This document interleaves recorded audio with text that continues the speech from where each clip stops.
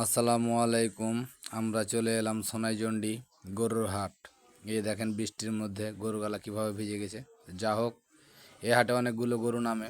আমরা এখন আস্তে আস্তে কাঁচা বাজারের দিকে রওনা দিলাম। তো যা হোক, এগুলোতে মিষ্টি আরও অনেক কিছু বিক্রি করছে। এই যে কাঁচা বাজারে চলে এলাম। দেখেন এই সোনাইজন্ডির হাটে আলু পটল থেকে যত ইত্যাদি ইত্যাদি কাঁচা মরিচ আছে সব কিছুই বিক্রি করা হয়। তো যাই, আমরা এই যে কাঁচা বাজারের মধ্যেই এখন আছি। যাই হোক, আমরা কাঁচা বাজার থেকে এবার আমরা সামনের দিকে রওনা হব। তো দেখেন এই যে 12 মাসে ছুটি আমাদের এলাকায় বেশি হয়, তার জন্য এগুলো সব কিছুই নামে, সব কিছুই পাওয়া যায়, মরিচ থেকে ইত্যাদি ইত্যাদি কাঁচামাল।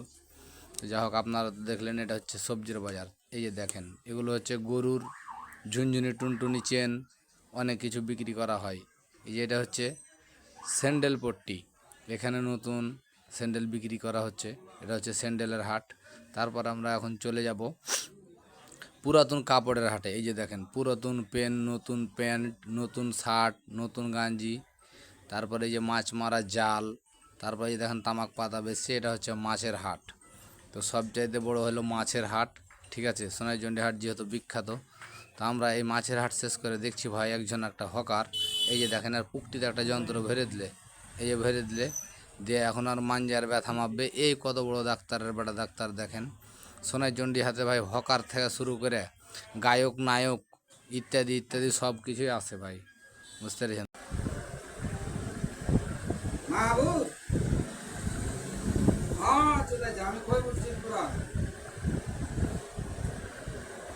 বাংলা বুঝো না না তো মোবাইল আছে না যাবে নাম্বার আছে এত জোরে